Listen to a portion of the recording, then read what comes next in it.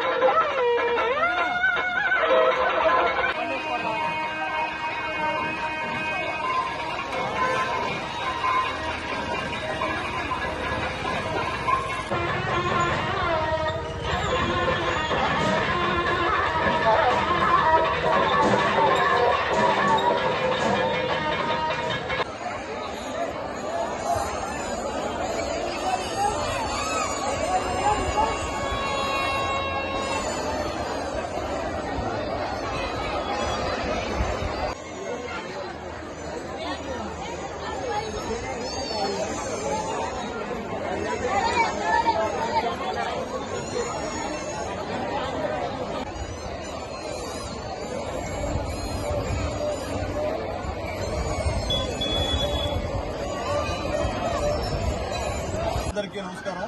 ముఖ్యంగా ఈరోజు ముత్యాలమ్మ తల్లి జాతరని ఇంత ఘనంగా చేసినటువంటి ఈ యొక్క ముత్యాలమ్మ ట్రస్ట్ చైర్మన్ గారు ఆ దశనికి మనస్ఫూర్తిగా ఉంచి నమస్కారం తెలియజేస్తున్నాం.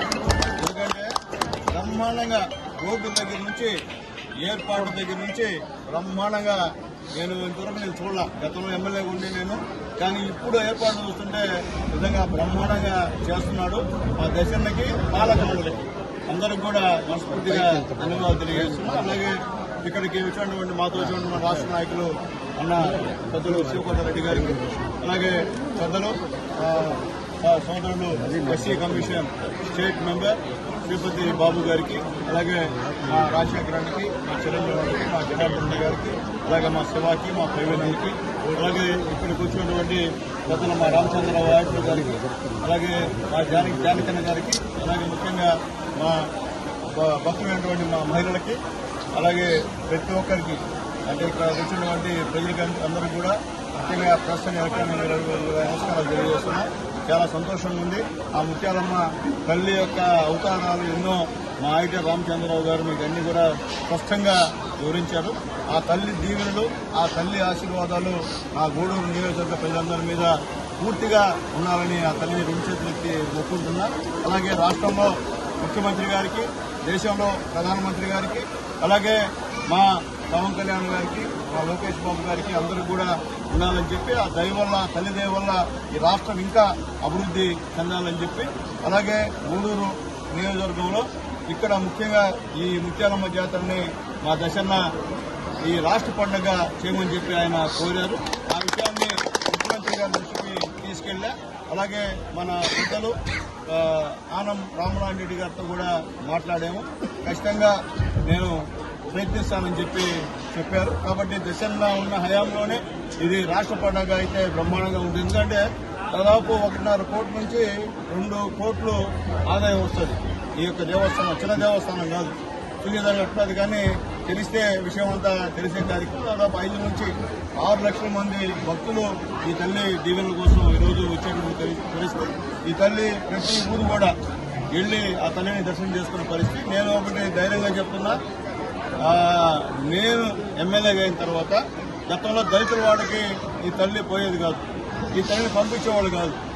నేను ఎమ్మెల్యేగా అయిన తర్వాత ఫస్ట్ టైం దళిత వాళ్ళకు కూడా ముత్యాలమ్మ తల్లిని పంపించేటువంటి ఏర్పాట్లు చేసినందుకు నాకు మనస్ఫూర్తిగా ఉందని నేను తెలియజేస్తున్నాను.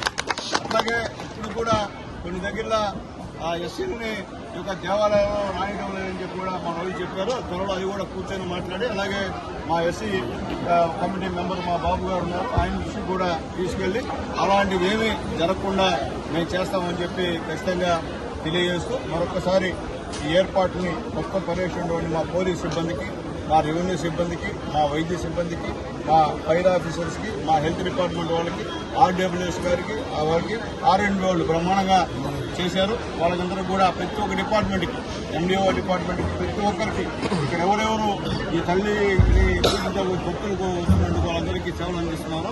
వాళ్ళందరూ కూడా మనస్ఫూర్తిగా ధన్యవాదాలు తెలియజేస్తూ, ముఖ్యంగా మా దర్శనకి ఆ తల్లి యొక్క ఆశీర్వాదాలు ఆయనకి, ఆ కుటుంబ సభ్యులకి, అలాగే మా కమిటీ సభ్యులందరూ కూడా ఉండాలని చెప్పి మనస్ఫూర్తిగా కోరుకుంటూ సెలవు తీసుకున్నా. అలాగే మా ఈవో గారిని కూడా అభినందిస్తున్నా. ఎందువల్లంటే ఒకసారి అట్లా ఉన్నా ఇంకోసారి బ్రహ్మాండంగా చేస్తారు, పని ఉంటే బ్రహ్మాండం చేస్తారు.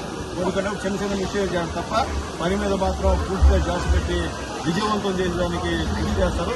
దర్శనంలో కోరుకున్నటువంటి ఈవో గారు కాబట్టి ఖచ్చితంగా పని చేస్తాడు దర్శనం అని చెప్పి నమ్మకం ఉంది. అప్పుడు కూడా కొంచెం కమిటెడ్ ఉంది కాబట్టి ఇంత బ్రహ్మాండంగా ఈ యొక్క ఉత్సవాలు జరుగుతున్నాయని చెప్పి నేను తెలియజేస్తున్నాను.